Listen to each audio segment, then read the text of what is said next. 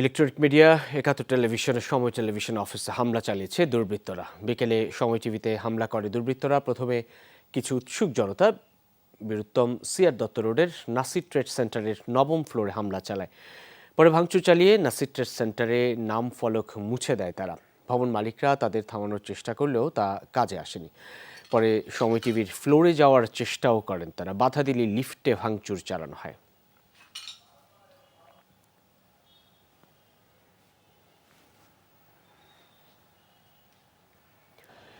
এদিকে একাত্তর টেলিভিশনের বাড়িধারা অফিসেও হামলা চালায় দুর্বৃত্তরা। এই সময়ে তারা অফিসটিতে ভাঙচুর চালায় ও আগুন ধরিয়ে দেয়।